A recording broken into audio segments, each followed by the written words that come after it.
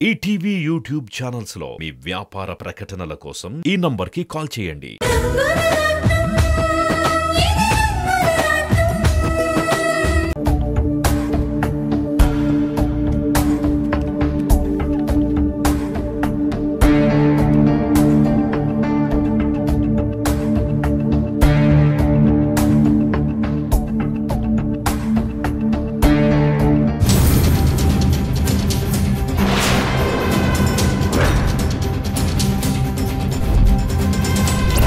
ఈ ఫ్లోర్లోకి ఎవరూ రారు. కళ్యాణ్ హెల్త్ మినిస్టర్ను కలవడానికి వెళ్ళాడు. సాయంత్రం దాకా రాడు. ఇదే మంచి అవకాశం. బలవంతంగా లొంగ తీసుకుంటే బయటికి చెప్పుకోలేక లొంగిపోతుంది.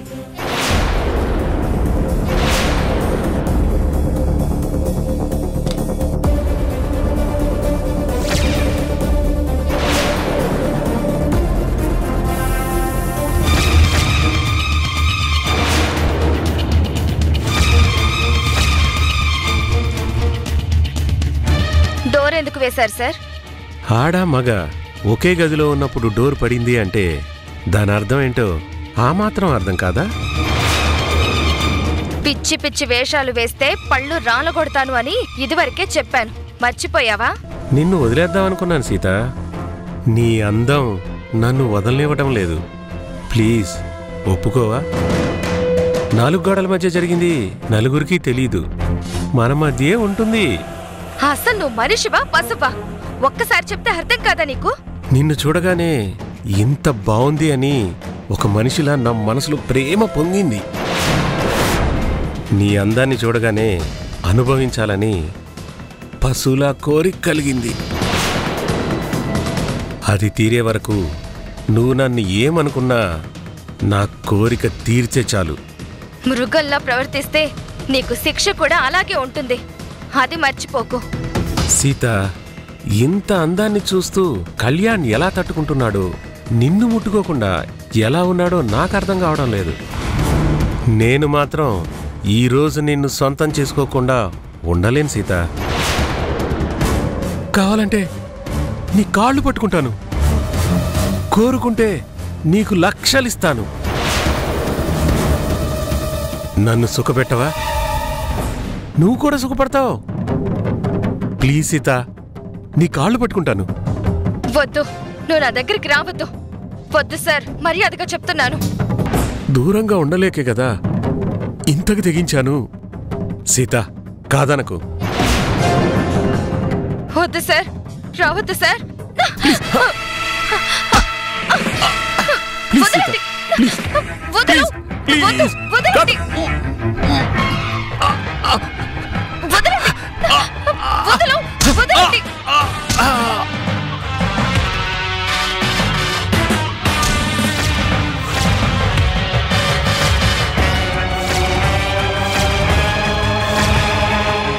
సీత, వద్దు సీత, వద్దు. చాలా పెద్ద తప్పు చేస్తున్నావు. అసలు నీకు పశువుకి తేడా ఉందా? తప్పు అని ఎన్నిసార్లు చెప్పినా మృగంలా నా మీద పడుతున్నావు. నీ గురించి కళ్యాణ్ సార్కి చెప్పడం 1 నిమిషం పని. నీ నిజ స్వరూపం ఇది అని తెలిస్తే నిన్ను పిచ్చి కుక్కని కొట్టినట్టు కొడతారు. అలా నీకు బుద్ధి చెప్పినా ఒక డాక్టర్ ఇలా చేశాడంటే అది ఆ వృత్తికి, ఆ హాస్పిటల్కి చెడ్డ పేరు. అందుకే వదిలేస్తున్నాను. ఎవరికి చెప్పను కదా అని మరోసారి నా జోలికొస్తే అదే నీకు ఆఖరి రోజు అవుతుంది. ఆడదంటే నీలాంటి వాళ్ళు ఆడుకునే బొమ్మ కాదు, ప్రాణాలు తీసే మృత్యువు. అది గుర్తుపెట్టుకో.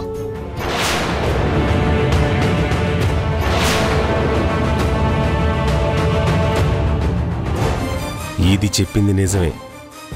నా గురించి కళ్యాణ్కి తెలిసిందంటే చాలా పెద్ద ప్రమాదం. ముందు దీన్ని కళ్యాణ్కి దూరం చేయాలి. ఎందుకంటే వాడి అండ చూసుకునే ఇది రెచ్చిపోతుంది.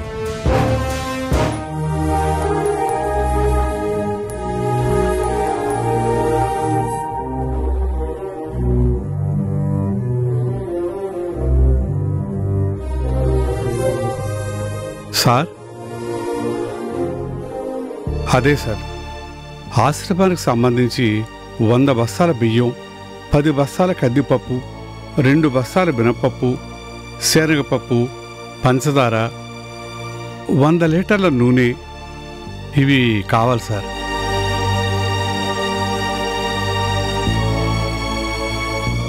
సార్, సురేం గారు. ఏంటి చలపతి గారు ఎప్పుడు వచ్చారు? అదేమిటి సార్, నేను చెప్తున్నది మీరేమి వినలేదా? అది నేనేదో ఆలోచిస్తున్నానండి. నాకు అర్థమైంది సార్. మీరు ఆలోచిస్తుంది ఆ అబ్బాయి వంశీ గురించే కదా? అవును చలపతి గారు, తనన్న మాటలు నేనంత తేలిగ్గా తీసుకోలేకపోతున్నాను. ఆ అబ్బాయి అన్న ప్రతి మాట నేను విన్నాను సార్. తన బాధలో న్యాయం ఉంది. ప్రేమించిన అమ్మాయిని దూరం చేశారన్న బాధ ఉంది. నిజమే చలపతి గారు, నేను అర్థం చేసుకున్నాను. కానీ సమంత కావాలని ఇదంతా చేసిందని అందరికీ అనిపించినా తను ప్రేమించిన వాడు ఎక్కడ దూరం అయిపోతాడని ఏదో తొందరపాటు నిర్ణయం తీసుకుందని నాకు అనిపించింది. ఆవేశంలో అన్న అక్కడ మరో అమ్మాయి జీవితం నాశనం అయింది. పాపం వర్ష చెయ్యని తప్పుకి నింద మోసింది. ఆ బాధ చాలదు అన్నట్టు ఆ శంకరప్రసాద్ గారు అన్న మాటలతో ఆ అమ్మాయి అందరినీ వదిలేసి ఎక్కడికో వెళ్ళిపోయింది సార్. చెప్పాను కదా చలపతి గారు, ఒక తొందరపాటు నిర్ణయం జీవితాన్ని ఇబ్బంది పెడుతుందని. సమంత ఆవేశాన్ని శంకర్ సమర్థించాడు. కానీ చివరికి ఏం జరిగింది? అటు సమంత, ఇటు వంశీ, వర్ష అందరూ బాధపడుతున్నారు. ఇలాంటి పరిస్థితుల్లో వంశీ నిర్ణయం ఎలా ఉంటుందో అని నాకు మరింత భయంగా ఉంది చలపతి గారు. ప్రేమను చంపుకోలేని ఆ అబ్బాయి పెళ్లిని అంగీకరించును అంటున్నా అతనే ప్రాణం అనుకుంటున్న సమంత తను వదలను అంటుంది. ఈ చిక్కుముడి విప్పడం ఎవరి తరమూ కాదు సార్. ఒకరిది ప్రేమ బంధం, ఇంకొకరిది పెళ్లి బంధం. వంశీకి దూరమై తను బ్రతకలేక వంశీ కట్టిన తాళిని మోస్తూ వంశీని తనవాడిగా మార్చుకోవడానికి ఏవో పిచ్చి పిచ్చి నిర్ణయాలు తీసుకుంటూ వంశీకి మరింత దూరం అవుతుంది. తనను ప్రేమించిన వంశీకి సమంతతో పెళ్లి జరిగిపోయింది. ఇక వంశీ మనసులో సమంతకి స్థానం తప్ప తనకు లేదని ఈ ప్రేమ బంధాన్ని త్యాగం చేసి అందరినీ వదిలి వెళ్ళిపోయింది. ఆ అమ్మాయి పెద్ద మనసుకి దండం పెట్టినా తప్పులేదు చలపతి గారు. సార్, వర్ష కూడా మిమ్మల్ని తాతయ్య అని ఎంతో ఆప్యాయతగా పిలిచేది. తనని ఆశీర్వదించాలే కానీ దండం పెట్టకూడదు సార్. నేను దండం పెట్టింది తన వయసు కాదు చలపతి గారు, తనలో ఉన్న గొప్ప మనసుకి. గొప్ప మనసు ఉన్న వాళ్ళకి కష్టాలు కన్నీళ్లు ఎక్కువగా ఉంటాయి సార్. అందుకు మీ జీవితమే నిదర్శనం. నేను బంధాలను తెంపుకోలేక బాధల్ని పెంచుకున్నాను. అది నా బలహీనత కాదు చలపతి గారు, బంధాలకున్న గొప్పతనం. అయినా చూశారు చలపతి గారు, వీధి ఎంత వింత పరీక్ష పడుతుందో. సమంతది నాది రక్త సంబంధం, వర్షాది నాది ఆ భగవంతుడిచ్చిన బంధం. వీరిద్దరి జీవితాలు వంశీతోనే ముడిపెట్టాడు. నిజమే సార్, మీరు ఇద్దరినీ వదులుకోలేరు. మరి ఎవరి వైపు నిలబడతారు? సమంత వైపే నిలబడాలి. తను నా మనవరాలని కాదు, తాలిబంధం మీదున్న గౌరవం. మంచి చెడు ఆ భగవంతుడు వాళ్ళను జంటను చేశాడు. ఆ జంట కలకాలం కలిసి ఉండాలి.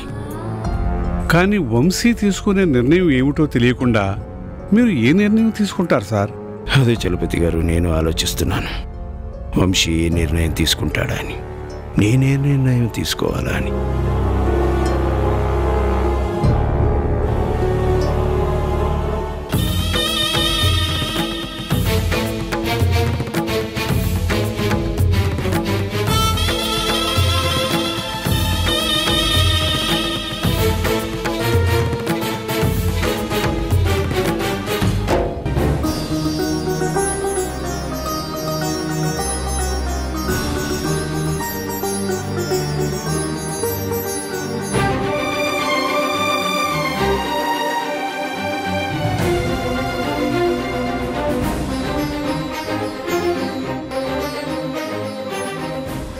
నమస్తే మేడం. రెండేసే గారు, మీకోసం ఎదురు చూస్తున్నాను. ఏంటి మేడం, ఎవరి మీద కంప్లైంట్ ఇవ్వాలా? అవునేసే గారు, ఒకరు నన్ను బాగా ఇబ్బంది పెడుతున్నారు. అతని మీద కంప్లైంట్ ఇవ్వాలి. ఎవరో పేరు చెప్పండి మేడం, ఫోటో ఉంటే చూపించండి. స్టేషన్లో వేసి 4 ఉతికితే మీ జోలికి రాడు. అంత అవసరం లేదు. నాతో కలిసి ఉండమని బుద్ధి చెప్తే చాలు. కలిసి ఉండడమా? ఎవరి మీద కంప్లైంట్ ఇస్తున్నావు? ఇంకెవరి మీద? వంశీ మీద.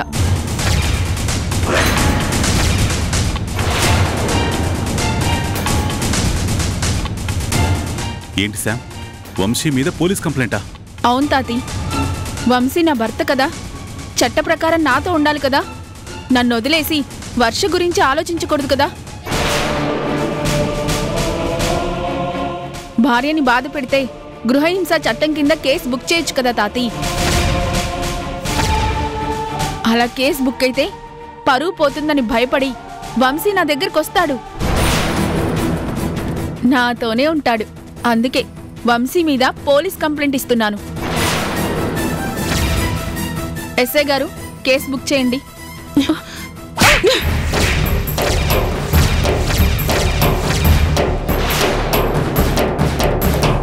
వంశీ మీద పోలీస్ కంప్లైంట్ ఇస్తావా? పళ్ళు రాళ్ళు కొడతానేమనుకున్నావు? పూర్ణ, సమంతను కొడతావేంటి? తనేం తప్పు చేసింది? మీరాగండి. ఎస్ఐ గారు, ఇక్కడ ఎవరి మీద కంప్లైంట్ ఇవ్వరు. మీరు వెళ్ళండి. లేదు నాని, వంశీ మీద కంప్లైంట్ ఇస్తాను. నా దగ్గరికి రప్పించుకుంటాను. ఏయ్, ఇంకొక మాట మాట్లాడితే పళ్ళు రాళ్ళు కొడతాను. ఎస్ఐ గారు, మీరు వెళ్ళండి.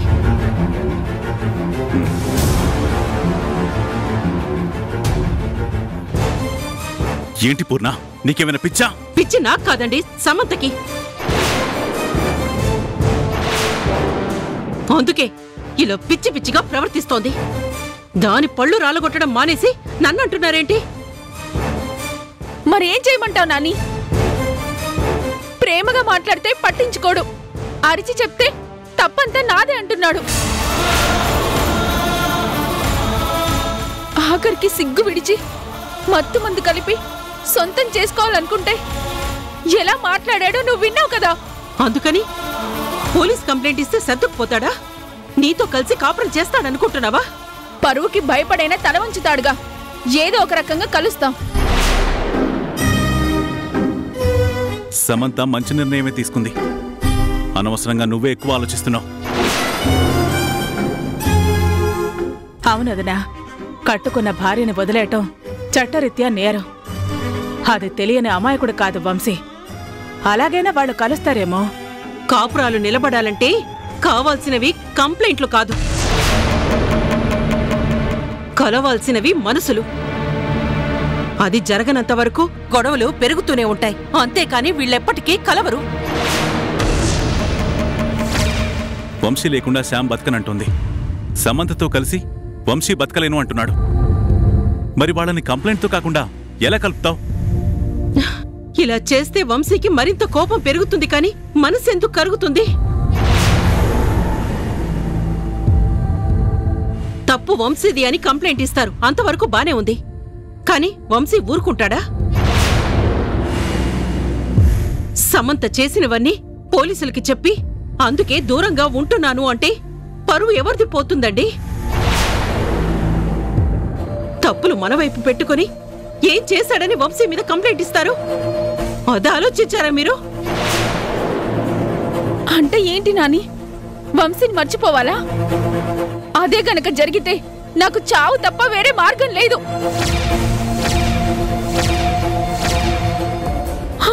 సమంత, సమంత, అమ్మా శ్యామ్, ఇప్పుడు చెప్పు పూర్ణ, ఇప్పుడు చెప్పు. ఆ వంశీని వదిలేద్దామా? ఈ సమంతని మర్చిపోదామా? వాళ్ళకి పెళ్లి చేసింది కలిసి ఉండాలని కాని విడిపోవాలని కాదండి. వాళ్ళ పెళ్లి పుస్తకంలో మధుర జ్ఞాపకం ఒక్కటి కూడా లేదు. అందుకే వంశీతో నేను మాట్లాడతానండి. అంతవరకు ఎవరు ఎలాంటి పిచ్చి ప్రయత్నాలు చేయకండి, దయచేసి అర్థం చేసుకోండి.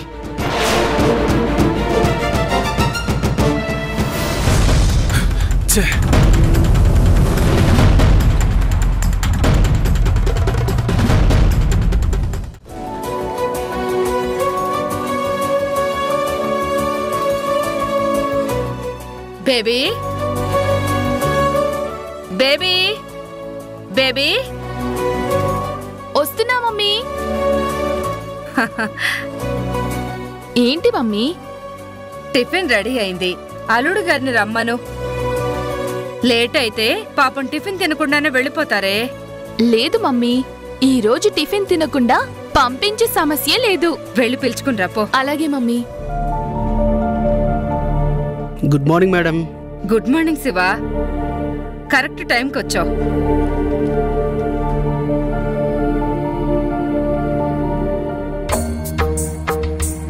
Good morning sir. Very good morning. ఈరోజు నా ప్రోగ్రామ్ ఏంటి శివా? ముందు టిఫిన్ చేయటం, అది చేస్తూ మాట్లాడుకోండి. రా శివా, టిఫిన్ చేద్దాం. వద్దు సార్, మీరు కానివ్వండి. ఇంటిడ్లీ శివ, ఇట్టే అరిగిపోతుంది. శివా, నువ్వు తినకపోతే అత్తయ్య మనల్ని వెళ్ళనివ్వదు. పద. పదండి రా.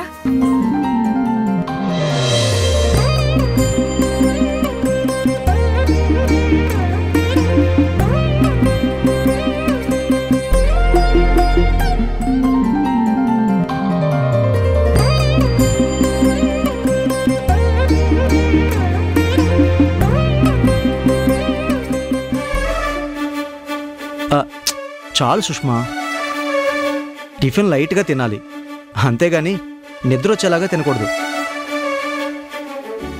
అలా మరీ తక్కువ తింటే నీరసం వస్తుంది కదా అల్లుడు గారు. ఎక్కువ తింటే నిద్ర కూడా వస్తుంది కదా అత్తయ్య.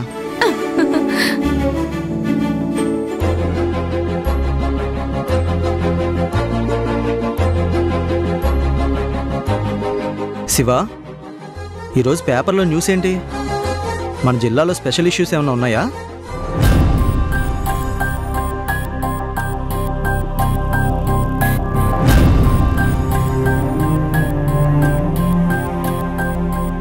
ఏంటి శివ, నువ్వు కూడా ఇంకా పేపర్ చదవలేదా ఏంటి? న్యూస్ చెప్పట్లేదు. జిల్లాలో పెద్దగా న్యూస్ ఏం లేదు కానీ మన సిటీలోనే సార్ ఒక చోట బాగా న్యూసెన్స్ ఉంది. దానివల్ల చాలామంది ఇబ్బంది పడుతున్నారు సార్, కానీ ఎవరు ఏం చేయలేకపోతున్నారు. అవునా? ఎక్కడా ఏంటి? ఆనంద్ నగర్ రోడ్లో చెట్టు కింద ఒకరు హోటల్ పెట్టారు సార్, పర్మిషన్ కూడా లేదు. చిల్లర వ్యాపారాలు కదా, అదే వాళ్ళ బ్రతుకు తెరువు అయి ఉంటుంది, వదిలేసే.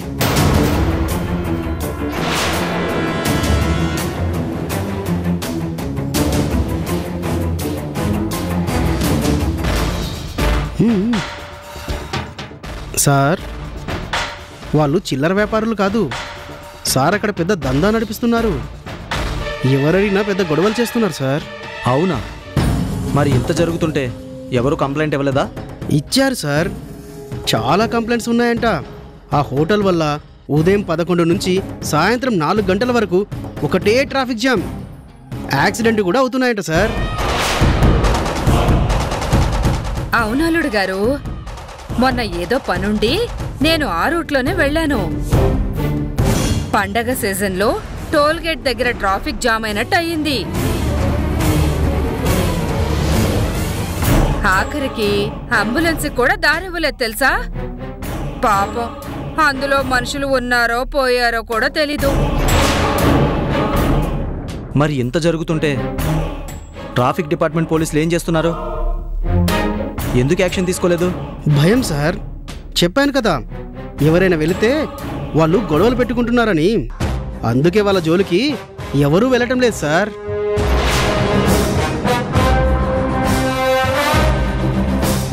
What nonsense your talking? అంతమందికి ఇబ్బంది కలుగుతుంటే డిపార్ట్మెంట్ భయపడ్డమేంటి? మనం ఉన్నది ప్రజలకి అన్ని సౌకర్యాలు కల్పించడానికి, అంతేకాని వాళ్ళు ఇబ్బంది పడుతుంటే చూస్తూ ఊరుకోవడానికి కాదు. నిజమే గోపి, అందరూ నీ అంత సిన్సియర్గా ఉండరుగా. అలాంటి వాళ్ళని ఏమైనా అంటే పొలిటికల్గా ఏమైనా ఇబ్బంది వస్తుందేమో అని ఆలోచిస్తారు కదా. చూడు సుష్మా, తప్పు చేయనంత వరకు ఎవ్వరూ ఎవరికి భయపడాల్సిన అవసరమే లేదు. ఏదో హోటల్ బ్రతుకుదేరుకు పెట్టుకుంటే ఎవరు ఏమీ అనరు, కానీ ఇలా జనాలకి ఇబ్బంది కలిగేలా చేస్తే మాత్రం వాళ్ళు ఎవరైనా ఎంతటి వాళ్ళైనా వదిలే ప్రసక్తే లేదు. అది కాదు అల్లుడు గారు, మీలాంటి మంచివాళ్ళు అలాంటి వాళ్ళ జోలికి వెళ్తే మీకేమైనా జరిగితే నా కూతురు ఏమైపోతుంది? అవును గోపి, ఎవరు పట్టించుకోకుండా నువ్వు మాత్రం పట్టించుకోవడం ఎందుకు? చూడు సుష్మా, అధికారి అంటే అందరికీ దూరంగా ఉండటం కాదు. నా జిల్లాలో ఎవరికి ఏ ఇబ్బంది రాకుండా చూసుకోవటం. అంతేకాని ఎవ్వరికి భయపడే ప్రసక్తే లేదు. ఈ రోజుతో ఆ హోటల్ అక్కడ ఉండదు, ప్రజలకు ఇబ్బంది ఉండదు.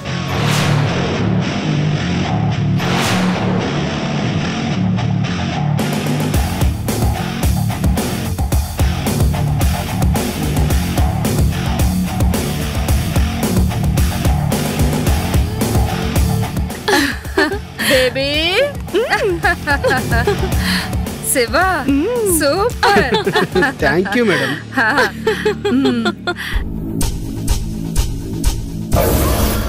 వస్తాను మేడం. బేబీ, ఆ రాణి బ్రతుకు రోడ్డు మీద పడుతుంది. ప్రేమగా పెంచిన తమ్ముడే తన బ్రతుకు తెరువుని బూడిద చేసేస్తాడు.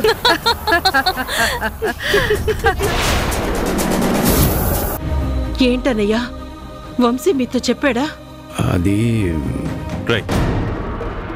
నీకు మాకు ఏ సంబంధం లేదంటే నీకు అర్థం కావట్లేదా? ఏంటండి అలా మాట్లాడుతున్నారు? అన్న ఏదో చెప్పబోతున్నారుగా, ముందదేంటో వినాలి కదా. ఏంటి పూర్ణ, ఇంకా వీడి మాటలు నమ్ముతున్నావా? పగతో మన వర్ష ఎలా ఉంటుందో కూడా తెలియకుండా చేశాడు. అరే, పసిపిల్ల అనే జాలి కూడా లేకుండా వర్షను వదిలేసి ప్రతీకారం తీర్చుకున్నాడు.